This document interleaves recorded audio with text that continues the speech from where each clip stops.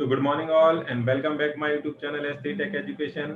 Last video में हमने detail discussion किया था कि कॉन्फ्लिक्ट सीरियलाइजेबिलिटी हम कैसे चेक करते हैं किसी भी पैरेलल शेड्यूल की।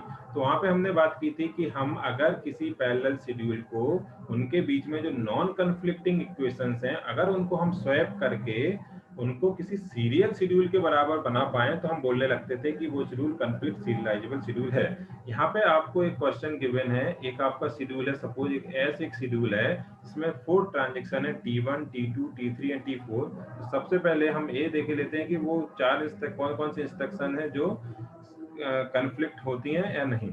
अगर ऑन डिफरेंट डेटा आइटम्स पे है तो कभी भी कोई भी दो इंस्ट्रक्शन या दो पेयर जो होगा वो कन्फ्लिक्ट नहीं होगा, हमने लास्ट वीडियो में डिटेल डिस्कशन किया था। लेकिन अगर सेम डेटा आइटम्स पे है तो रीड ए अगर हो रहा है तो ये कन्फ्लिक्ट नहीं है। लेकिन अगर एक ने रीड करना चाहा दूसरे ने राइट किया या दोनों ने राइट ऑपरेशन परफॉर्म किया या फिर इसने राइट किया और इसने रीड किया, ये चार जो पेयर में से ये जो 3 पेयर थे ये कन्फ्लिक्ट पेयर है, कन्फ्लिक्ट इक्वेशंस है, जो हमको पता था, हमने लास्ट वीडियो में डिस्कस किया था। तो वहां पे हमने देखा था कि हम कैसे चेक करते हैं कि हमारा कोई भी शेड्यूल कन्फ्लिक्ट सीरियलाइजेबल है या नहीं। तो उसके लिए हमने एक प्रेसिडेंस ग्राफ तैयार किया था। उस प्रेसिडेंस ग्राफ में हम क्या करते थे, फिर से यहाँ पे देखेंगे, जितने भी नोड हैं, जितने भी ट्रांजेक्शन है उनको एज ए नोड कंसीडर किया। T1, T2, यहाँ पे हमने ले लिया सपोज T3 और T4। अब हमारा क्वेश्चन ये होता है, टास्क ये होता था कि हम ऊपर से स्टार्ट करेंगे और नीचे की तरफ बढ़ते चलेंगे। अदर ट्रांजेक्शन में ये चेक करेंगे कि अगर कोई कन्फ्लिक्ट पेयर आता है तो हम उसकी तरफ वो एज लगाते हैं विद डायरेक्टेड ग्राफ की तरफ। इसको एग्जाम्पल से देखेंगे।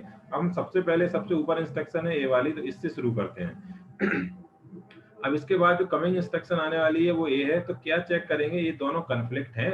अगर कन्फ्लिक्ट है तो T2 से T3 की तरफ एक एरो लगाएंगे, एक एज बनाएंगे फिर डायरेक्टेड। तो हमने देखा है कि एक रीड सेम डेटा आइटम्स पे है, सबसे पहले तो हो सकती है कन्फ्लिक्ट। एक रीड कर रहा दूसरा राइट कर रहा, मतलब पहला रीड किया दूसरे ने राइट किया, ये वाला कुछ पेयर बना है और ये कन्फ्लिक्ट होता है। इसका मतलब है कि एक एज बनेगी T1 से, सॉरी एक एज बनेगी T1 से, ओहो सॉरी इसको अपन थोड़ा सा एक एज बनेगी कैसे, T1 से T3 की तरफ। तो एक एज बनेगी T1 से T3 की तरफ, तो उसको बना लेते हैं पहले। ओके T1 से T3 की तरफ हमने एक एज बना दी, राइट। तो हमारा इसका काम इसके साथ खत्म हो गया। इसको चेक कर रहे हैं अभी हम इसको इससे चेक करेंगे।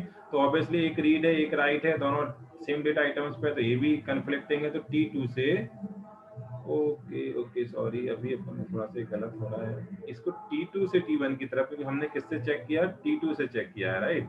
तो T2 से जब हम चेक करेंगे तो T2 से T3 की तरफ एक एज बनी थी, ए वाली, जो इसके साथ कन्फ्लिक्ट हुआ था। अब ये इसके साथ भी कन्फ्लिक्ट है, इसके साथ है T2 से T1 की तरफ। तो अब हम T2 से T1 की तरफ एक एज बना देंगे, क्योंकि ये कन्फ्लिक्ट है, डायरेक्टेड एज है। अब इसके साथ चेक करेंगे तो रीड ये कन्फ्लिक्ट है क्या, नहीं है कन्फ्लिक्ट, क्योंकि दोनों रीड है और सेम डेटा आइटम्स है। इसके साथ चेक करेंगे तो ये चेक करेंगे कि ये तो डिफरेंट डेटा आइटम है, तो इस पे तो हो गई नहीं। मतलब T2 से आप ये देखोगे कि हमारा T4 की तरफ कोई भी, तो यहाँ पे हमने क्या देखा कि T2 से केवल T3 के साथ कन्फ्लिक्ट है और इसके साथ कन्फ्लिक्ट है। इन दो के साथ कन्फ्लिक्ट इसलिए नहीं है क्योंकि ये रीड है और ये हमारा डिफरेंट डेटा आइटम है। तो ये हमारा इतना बना और इसको हमने पूरा डन कर लिया। अब इसको चेक करने वाले हैं, तो इसके नीचे आने वाली इंस्ट्रक्शन सबसे पहले इसके साथ चेक करेंगे क्या ये इसको हम क्या ये कन्फ्लिक्ट है।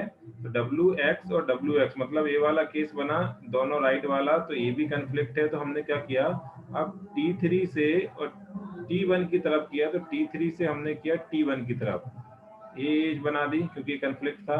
इसके साथ चेक करेंगे तो ये W पे है, ये Z है, आइटम ही डिफरेंट है, तो कभी इस तरफ आर्क आएगी नहीं। इसके साथ चेक करेंगे तो ऑब्वियसली ये WX है, ये इसके साथ कन्फ्लिक्ट होगा क्योंकि एक राइट एक रीड है और सेम डेटा आइटम्स पे, इसलिए T3 से T4 की तरफ चलते हैं। तो T3 से T4 की तरफ, इसको भी हमने कंप्लीट कर लिया।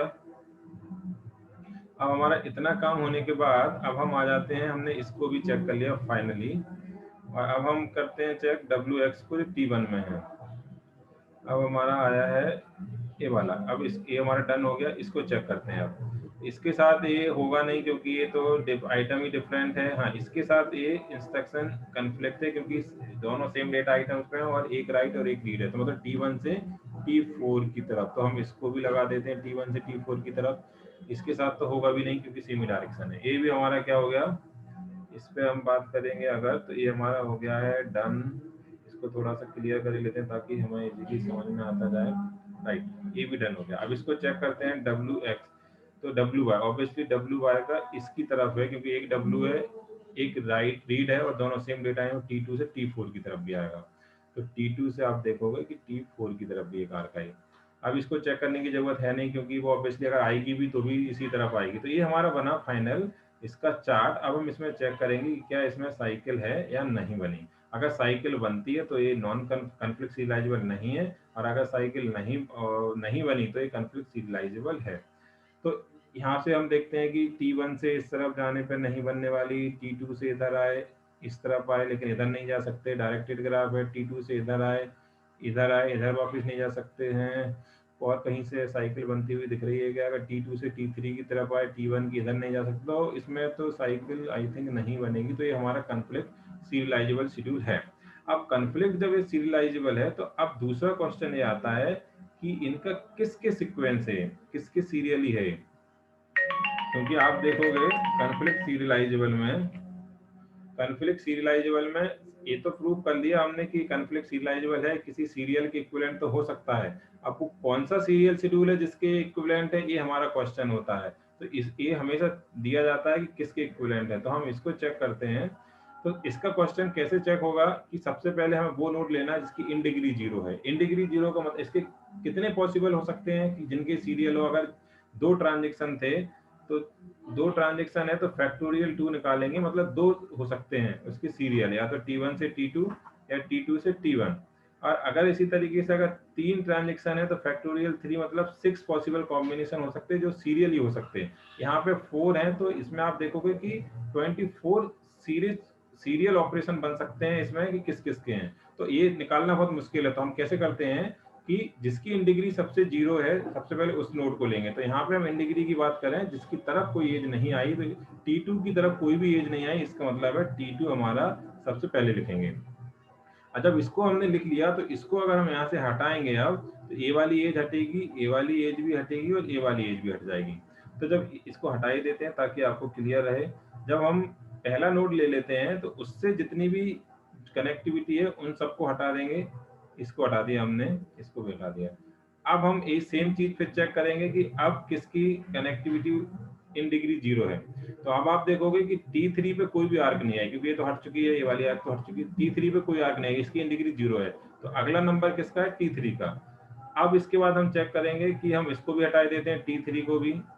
T3 से आने जाने वाले सारे नोड हटा देंगे। सब सारे नोड हटा दिए तो अब हम चेक करेंगे कि अगला टर्न किसका है। अब भी देखेंगे कि हमारा जो इन डिग्री है, अगर ये नोड है इन डिग्री T1 की 0 है, तो इसका मतलब है अगला नंबर किसका है, T3 का, सॉरी T1 का और फिर T4। तो इसका एग्जीक्यूशन कैसे हुआ, पहले T2 फिर T3 फिर T1 और फिर T4। ये जो पेयरिंग है, ये जो आंसर है, ये कॉन्फ्लिक्ट सीरियलाइजेबल है। और किसके इक्विवेलेंट है, ये इक्विवेलेंट है जो हमने यहाँ पे पेयर बनाया है, T2 T3 T2 T3 और T1 एंड T4। अगर आप चाहो तो इसको नॉन स्वैपिंग करके भी हम देख सकते हैं। ऐसा हमने पहले भी देखा हुआ है कि पहले T1 ये पहले है, इसके बाद में है। आप इसको स्वैप कर सकते हो, बिल्कुल इसको नीचे ला दो, इन दोनों को आप इससे स्वैपिंग करके ऊपर ले जाओगे। तो अल्टीमेटली आप देखेंगे कि हमारा पहले स्वैप करके भी कई बार न्यूमेरिकल ऐसे भी आते हैं जो क्वेश्चन में देख के समझ में आ जाता है और उनको फटाफट स्वैप कर लेते हैं और ये चेक कर लेते हैं जैसे हम इसको ऊपर बिल्कुल ले जा सकते हैं। तो हमें यहीं से दिख रहा है, क्लियर दिख रहा है कि T2 सबसे पहले रन होगा क्योंकि ये जो दोनों इंस्ट्रक्शन है ये इजीली ऊपर जा सकती हैं, इससे भी कॉन्फ्लिक्ट नहीं है और ये इससे भी कॉन्फ्लिक्ट नहीं है। तो T2 क्लियर दिख रहा है। T3 में तो ऑलरेडी एक ही इंस्ट्रक्शन है तो हमें दिमाग नहीं लगाना। T3 T4 T1 में भी एक ही है और T4। तो ये अगर ये क्वेश्चन पेपर में आता है तो आपको हार्डली 25 से 30 सेकंड लगना चाहिए कि आप इसको देख के बता दोगे कि इस कॉन्फ्लिक्ट है और किस सीरीज में है। सो इसकी और प्रैक्टिस करेंगे। तो इस वीडियो में इतना ही, नेक्स्ट वीडियो में अपन और डिस्कशन करेंगे सीरियलाइजेबिलिटी पे। तब तक के लिए थैंक यू।